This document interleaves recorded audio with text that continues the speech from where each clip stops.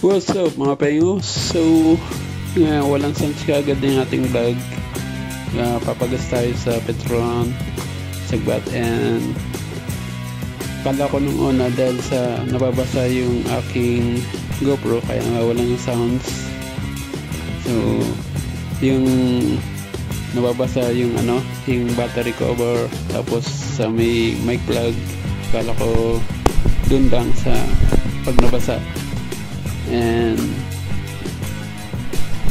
ang mic natin is Powerful Panda, and para sa ako na in this case mga pengo, yung nasira ay yung ating mic plug mismo ng TRS to TRRS mic adapter. Yun mismo, yun sa may Purple Panda. Kala ko dito sa unit. So, minsan gumagana, minsan hindi. Kaya, on the next vlog ay gagawa natin ng episode yung paano natin ginawa at binuo yung ating microphone.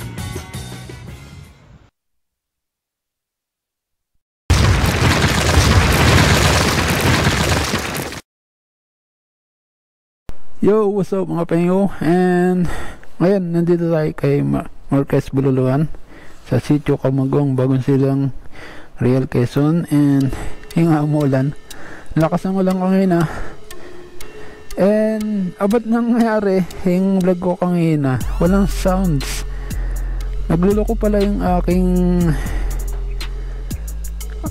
Purple Panda microphone, kaya walang sounds. Ngayon ang gamit ko yung omnidirectional na nabili ko kay Memory.ph, around 900 pesos na yata yun.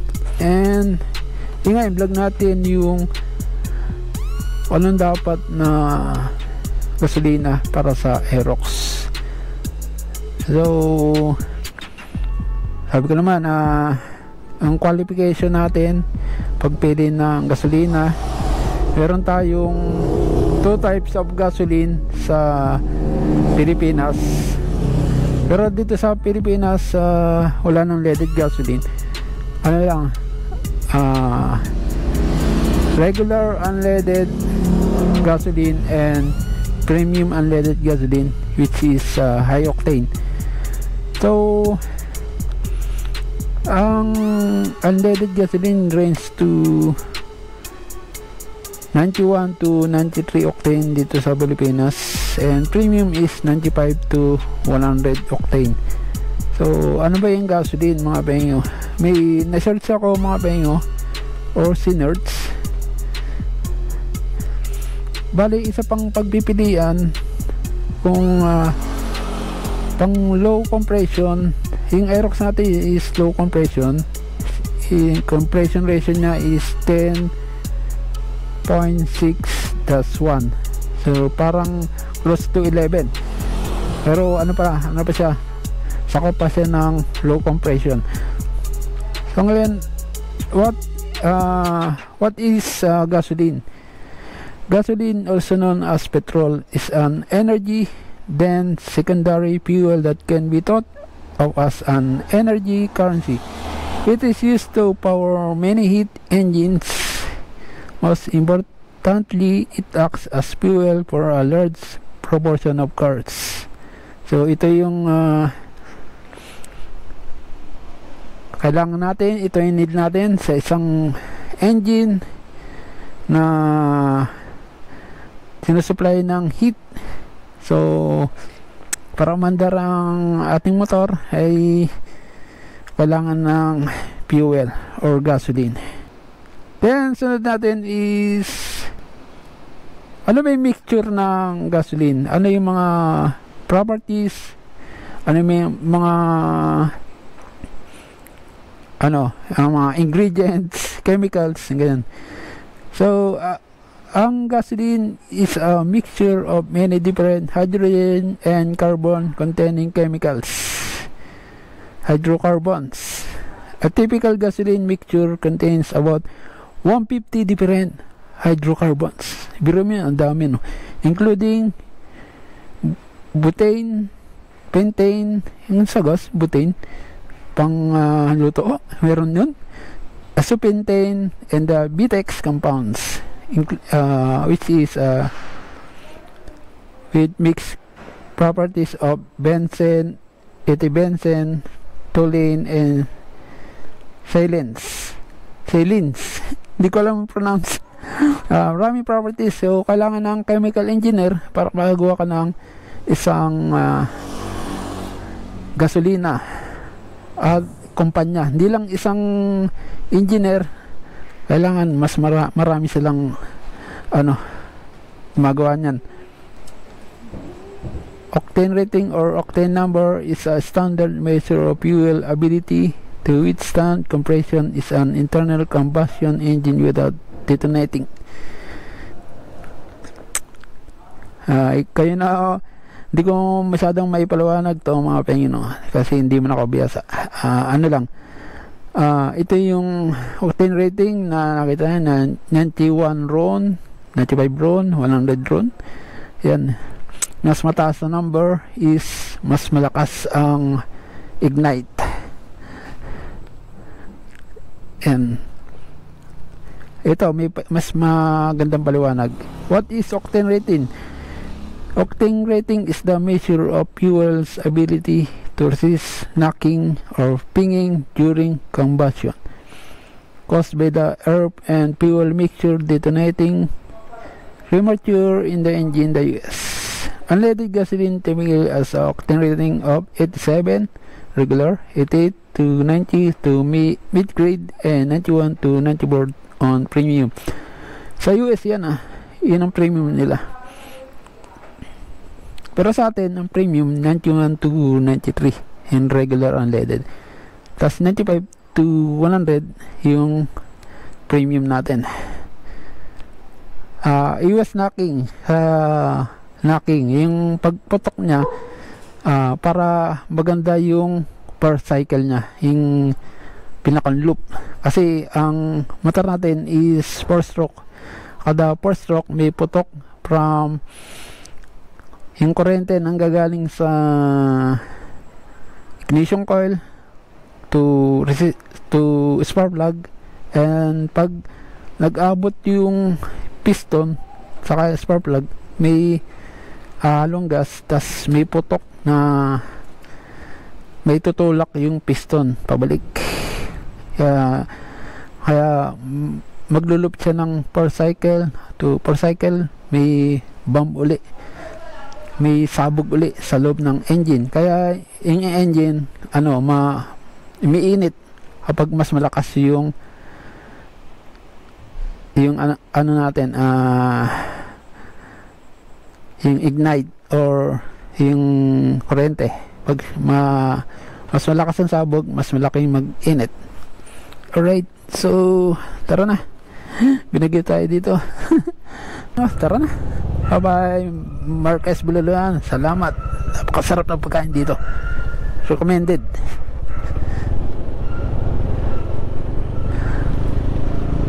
Lamig. So mga pengyo, yung itong pag-usapan natin yung sa gasolina na fuel burn, ulitin ko ulit, nasayang yung oras ko kanina lakas ng hangin. Kasi sa Facebook nakikita ko rin to yung mga comments kung ano yung mas mabilis masunog. Yung mas mabilis masunog ay unleaded mga pengyo, dahil sa sa low octane. Akala nila na mas mabilis masunog yung high octane na gas, pero nagkakamali sila dahil nga high octane mas malakas ang sabog, mas mabilis masunog gas, yun ang pagkakalam nila. Pero kabaligtaran, yung low octane mas mabilis masunog, tapos yung high octane mas matagal masunog, based on experience. Pag i-spark plug reading tayo at premium ang gamit natin, laging basa yung spark plug natin. Ibig sabihin, may natatapon na gasolina, hindi nasusunog lahat.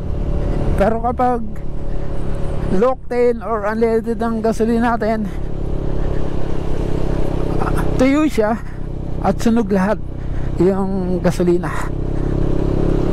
Kumbaga yung saktong spark ng low octane para sa motor natin na low compression ratio, saktong sakto sa unleaded, regular unleaded. Pero sa R3 ko, yung 300cc pataas, kailangan nyo ng high octane kasi mas malakas yung kurente, yung ignition coil na mas malakas, mas magnanakin siya kung low octane ng ginamit nyo sa mga R3. Ba't ko nasabi mga penyo? Kasi nag-spark plug reading tayo. Yung reading ko kulay brown, optimal. Yun ang maganda doon mga penyo.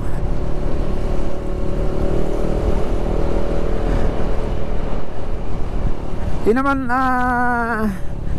pros and cons sa regular unleaded.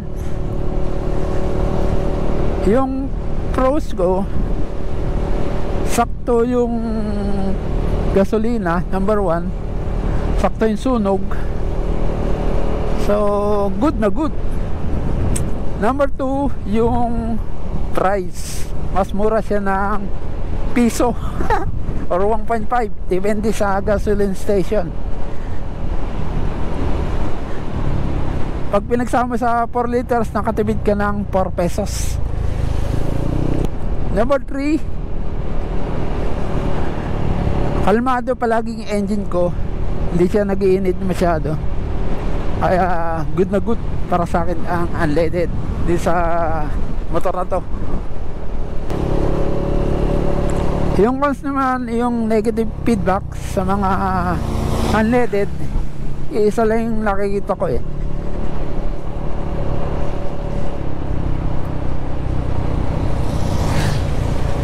yung arangkada sa stoplight, mahuli ka kasi ano ka, di ba, mahina yung bump or putok kada cycle, kada ka port cycle, yan, mas mahina siya, kaya medyo mabawasan ng arangkada. Yung biglang factor na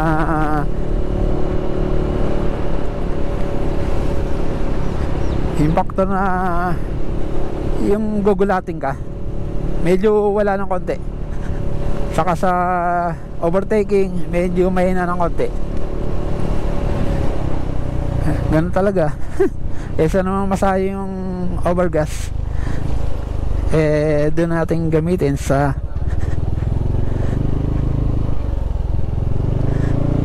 saktong sakto lang. So kailangan cons, isa lang, arangkada. Pero okay naman, satisfied naman ako.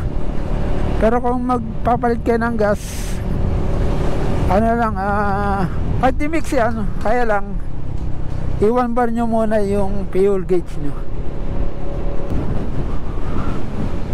Sa top speed naman, cons din, cons.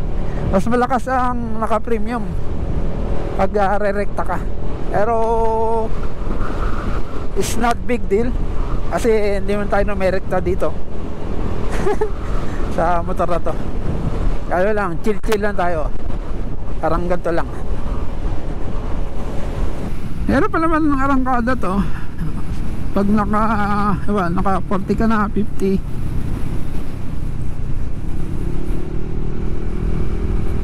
ayos din. Hindi ko naman bibitinin ito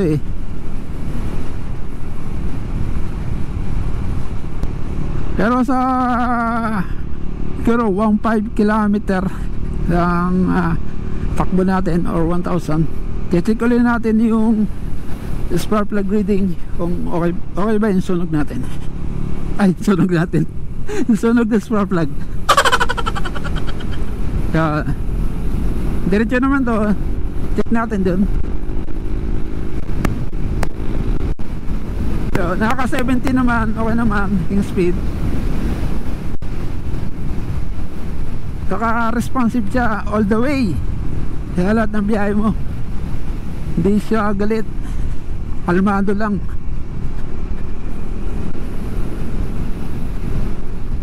Yun sa mga premium or high octane, lalo na yung 100 octane ginagamit, magdagamitin sa ano, yung mag-speed ka, yung aggressive ka, yung maganda gamitin yan. Saka sa long ride,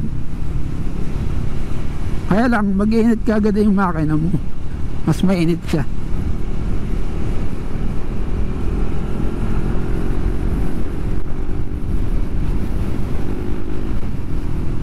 Yan, alright mga pengo, yun lang yung ating vlog sa gasolina. Pumalya yung gamit natin, ay pumalya yung mic natin kanina, kaya tinuloy natin dito pagbalik. Buti na ano ko, na review ko na wala palang audio. Pumalya na yung purple panda natin, umayaw na, hindi pa kumikita sa YouTube. Ano na, nasira na yung purple panda natin.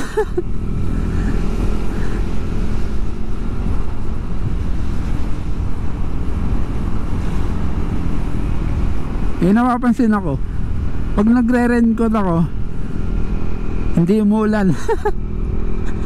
So alright mga pengo, so kayo na bahala kung unleaded din gagamitin nyo o stay ko sa premium para mas malakas ang hatak. Malakas kung malakas sa hatak, pero napupunan natin, laging basa ang spark plug natin, hindi match yung kurente, yung kurente ng palabas na spark plug sa pagsunog ng gasolina. Kailangan mag-match siya. Pero kung kargado naman kayo, kailangan ng high octane na gasolina. Pero kung stuck kayo, low compression yung motor nyo, stay on regular unleaded gasoline. Yun ang ano ko, opinion ko sa karanasan natin, experience natin sa pagmumotor na ilang taon na, mga 8 years to 9 years. Yan, ayon sa aking pananaliksik. Alright mga pengo, so may ulit mga yan. Alright mga pengo, hanggang sa another content natin. Lagi tayo mag-iingat kahit yung basa yung kalsada, hinahinay lang yung papatakbo. Stay safe and ride safe always. Bye bye.